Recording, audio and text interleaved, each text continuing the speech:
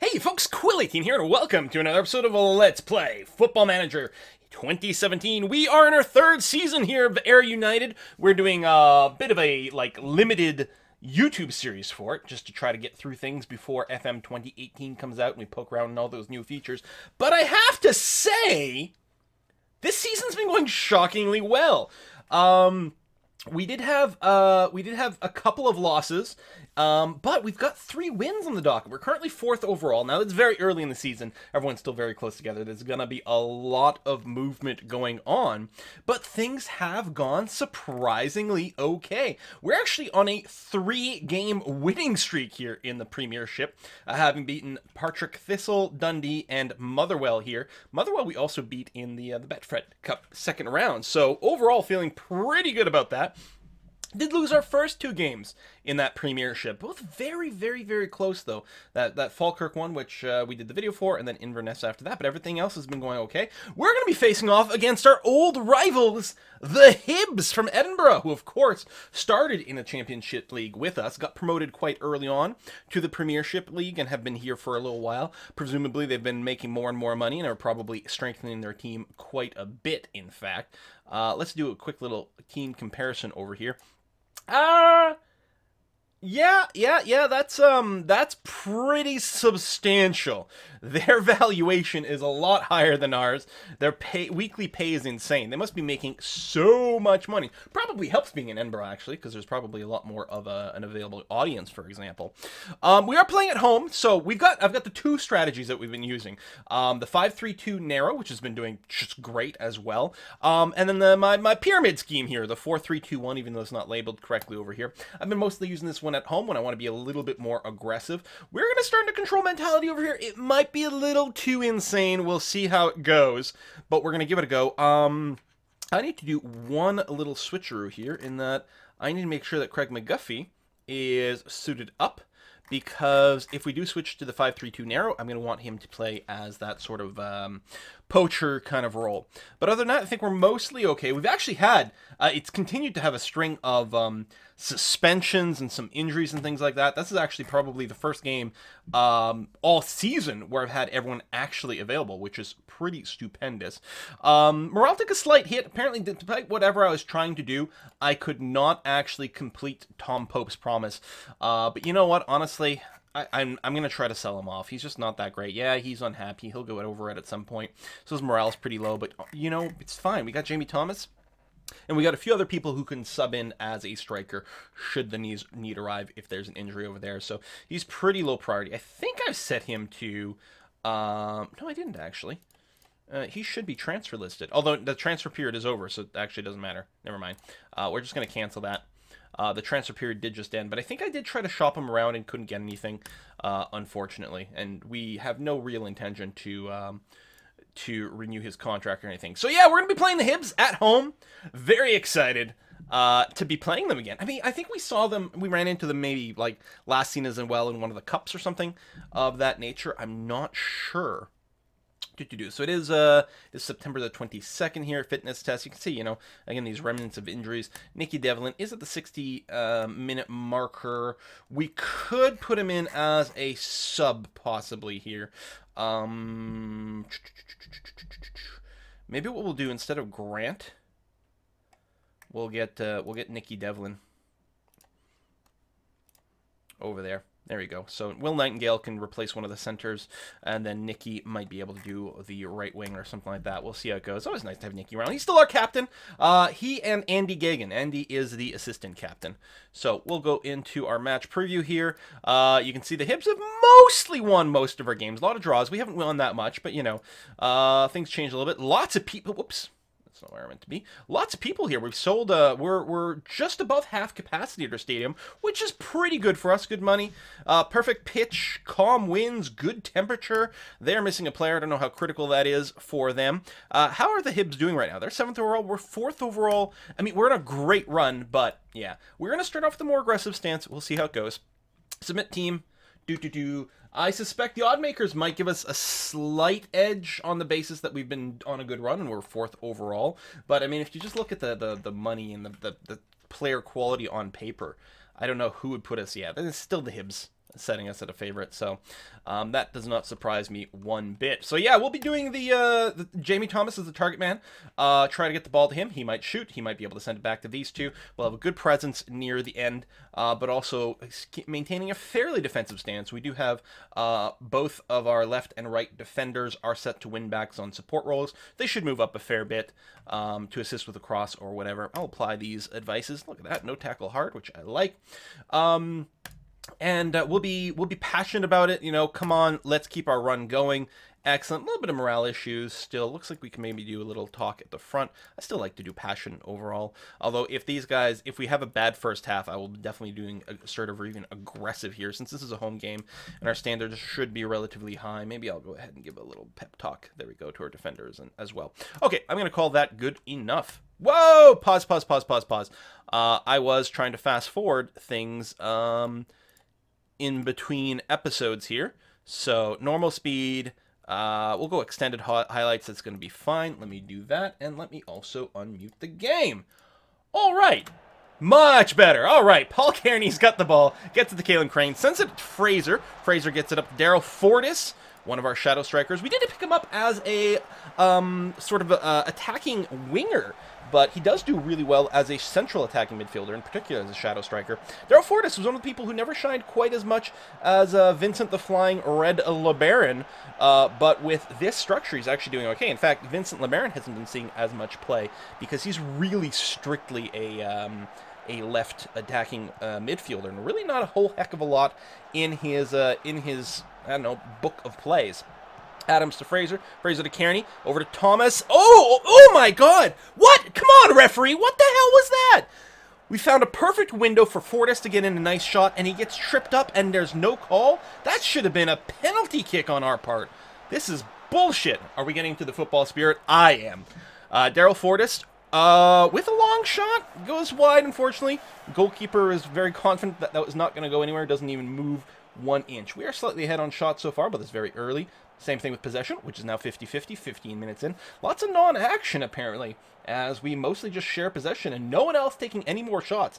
After the first, 5 minutes period, or whatever it was there, things went down a little bit. But we got Ebu Adams, gets it over to Tony Ralston on the wing-back. He is, I was going to say, you better get rid of it, buddy. It's going to get taken away from you. Back to Adams. I'm surprised we're not centering it. He's not facing quite the right way. Maybe Tony can get it centered. I'm not exactly sure what's going on here. There we go. Fortis is first to go to a header, but does get it over to Thomas. Moves it over to Paul Kearney, but he's pinned in a bit. But can Tony Crane? What's his name? Crane. Caelan Crane. He keeps it in. He does center it up, but at no point do we set up a proper cross or a shot, and we have, in fact, lost possession. McBurney might have an opportunity. This is from quite far away, and he's going to have to be forced to shoot on the run, which limits his accuracy. And that is that. The play comes up right away. Throw in from our opposition here. The Hibs trying to get... They've got one shot on now. They'll probably get another one here. I suspect another long-range shot. Easily caught by Savage. That is going to be fine. Didn't look like he had any passing opportunities, and looks like he had a firing angle, which is why I assumed he was probably going to take a shot. Savage dumps it deep, and no action yet. But again, we are on the defense. Now, possession's at 55%, so I think, you know, the control sort of idea is still the right thing to do, since we seem to have a slight edge. How's our passing? 77% to 74%.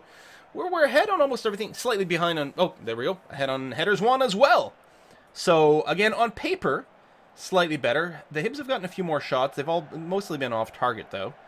Can we take the ball away? Yeah, Tony Ralston gets it away. Does not get it to connect, unfortunately, to anyone on our team. Keeping the men in green going forward towards our pitch. The audience, the fans, not particularly thrilled about this after the first few minutes. Like, that was an exciting start to the game, and then everything sort of petered out a bit. We may be forced to make a strategic change sooner rather than later. They may have adapted to something going on over here. We'll see how it goes. Daryl's also getting very tired very fast. I'm not entirely sure. It's still early. It's at home, though it's not too hot. Why are you getting so tired there, Daryl? Did you come in not at 100%? I suppose that's entirely possible. Oh! Ricky Lammy. He knows how to use his head, but not his feet quite as much. Couldn't get to the ball right over there. Looks like we're going to do in a half. 0-0. Yeah, we're gonna bring up a little bit of assertiveness over here. Not aggression, but assertiveness. And I really want to push more. Like, I'm not happy with your performance. Okay, who's looking stressed? Ricky is looking stressed, which is a bit of a shame. I mean, some people are doing okay, apparently, McGann. This is 7 out of defense. It's really our offense that might be a little bit lacking. I don't know about making any actual changes here. Perhaps on the opposition instructions. I mean, we also stop them from scoring, so it's not too bad. I think that putting in a specific team instruction over here might just lead to complication and getting confused. We'll go, if nothing has happened 60 minutes in, what I might do is switch to our 5-3-2. Yeah, 5-3-2. And maybe even, I don't know about switching to counter, but maybe. You know, try to lock it down for a 0-0 and see if instead we can do some sort of counterattack. I just feel like the Hibs have maybe adapted to our strategy here. Wow, that was close. McBurney almost knocks it in. I'm surprised that they're not even counting that as a clear-cut chance. To me, that looks like a clear-cut chance. And yeah, we're starting to fall behind on the offense. I think we sort of got lucky early on, and I think the Hibs are showing that they truly are the somewhat more intimidating team, and I think it's probably a good idea for us to switch to our defensive setup. Oh, Fortis was going to be on target there. I think that would have come in just under the crossbar, and indeed would have been a point. We do have a corner here. Come on, Paul Kearney. Kearney is good at corners. A lot of times it does deliver it right to Ricky Lammy's head, but not today. Tony Ralston keeps it in, gets it to Gary Fraser. Fraser sends it back to Andy Gagan, who's probably going to have to send it wide. Yep, to Caleb Crane. Crane doesn't go particularly wide. Centers it to Ebu Adams. Then goes back to the line, up to Daryl Fortis.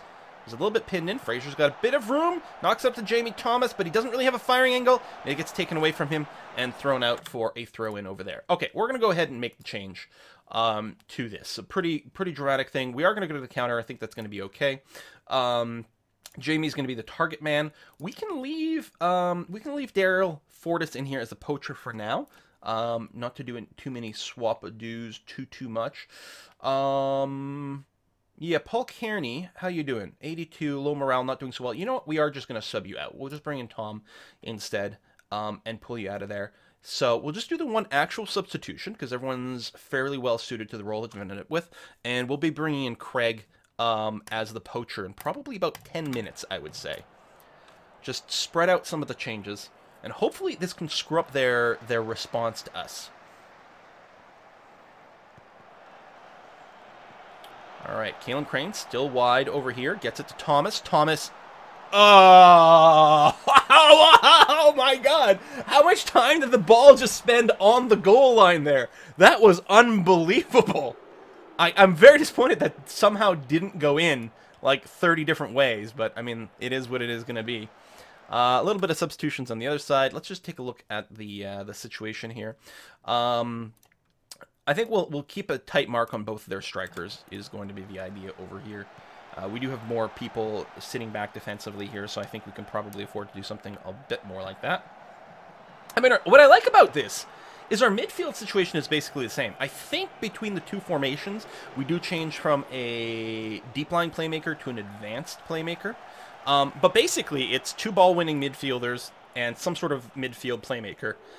So that's pretty consistent there. And in both strategies, we also use a target man. So there's like a lot of one-to-one mapping, which I think is okay. Now, a bit of a dangerous attack there. Does get body blocked. It is going to be a throw-in for the Hibs, but does give us a moment to consider some of our changes. What was this tactic change that I just did here? Oh, I think that was an opposition instruction. That's what it was.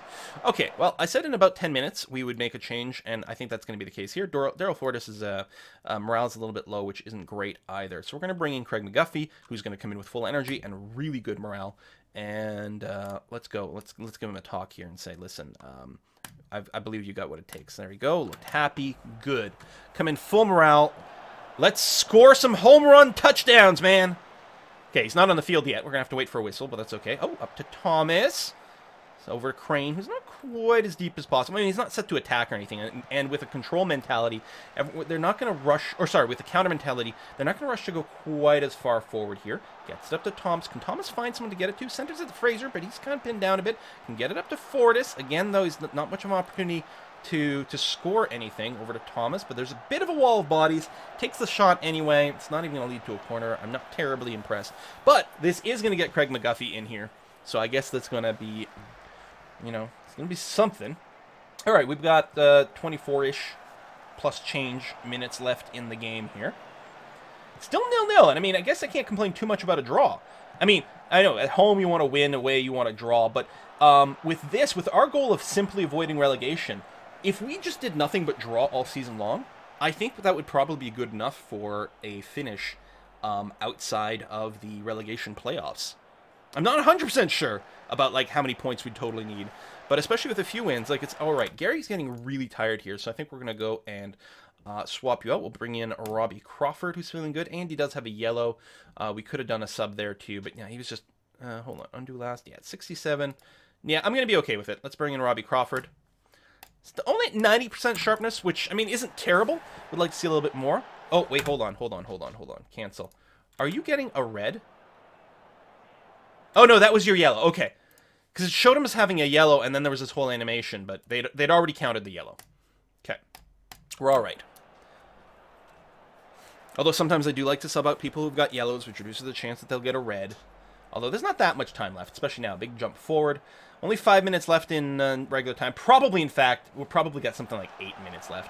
Unfortunately, the Hibs are staying on the offense here. Woo! I mean, we do have a defensively minded thing, so it sort of makes sense that more of the play is going to be maybe in our center, our half of the pitch here, because we're sitting back a little bit further. This Gillespie guy's getting pretty tired too. I don't know. Right, takes a shot from far away. That's going to be a nice goal kick. I forget to say, one of the games we lost was actually because of an own goal by Ricky Lamy. Which is pretty upsetting. We didn't yell at him for it. Okay, we are in the last 20 minutes. They are going to be doing one last offensive run. Looks like we're going to be a draw. I feel terrible that I keep recording matches where we're not winning. But, I mean, we can't be that upset about this outcome. Again, it would be nice to win at home.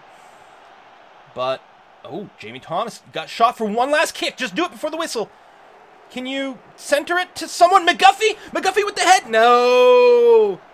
Oh, that would have been so great had we finished that off, like, with literally a second left on the clock, really.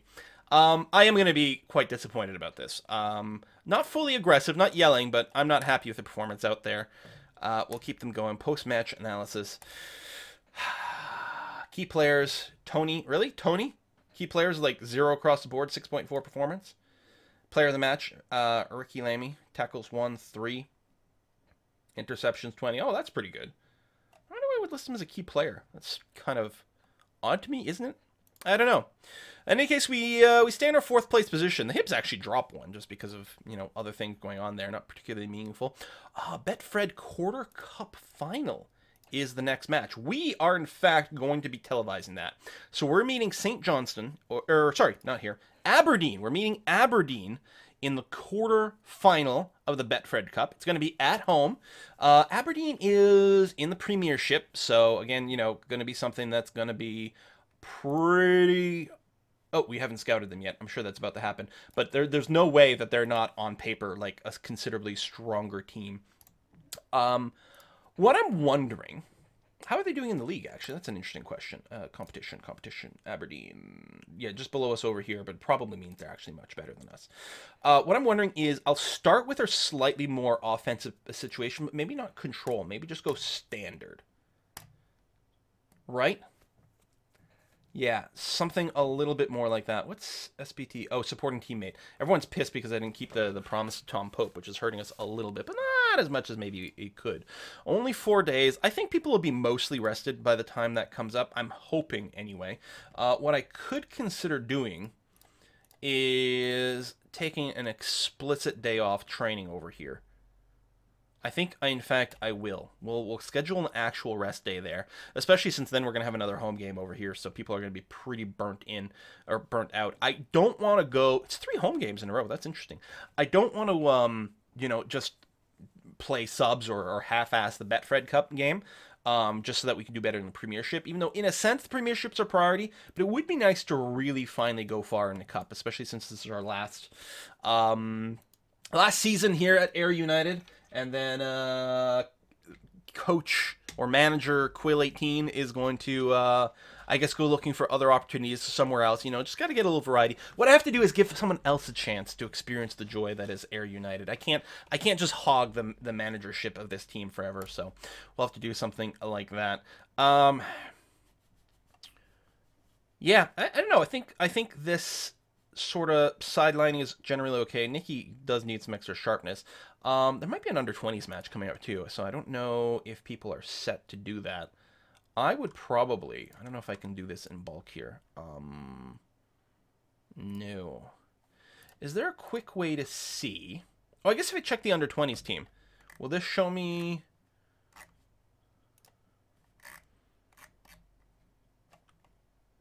Yeah, over here. I do not want you to be available. Can I just do that? There we go. Okay, I don't want any of our primary team people being assigned to the under 20s. Because I'm just a little concerned about energy levels going into these matches. We may have to do a little bit of rotation. But we'll try our best for the Betfred Cup. That'll be the next episode, for sure. We'll be playing Aberdeen at home, quarterfinals of the Betfred Cup. Cross your fingers. Thanks for watching. See you next time.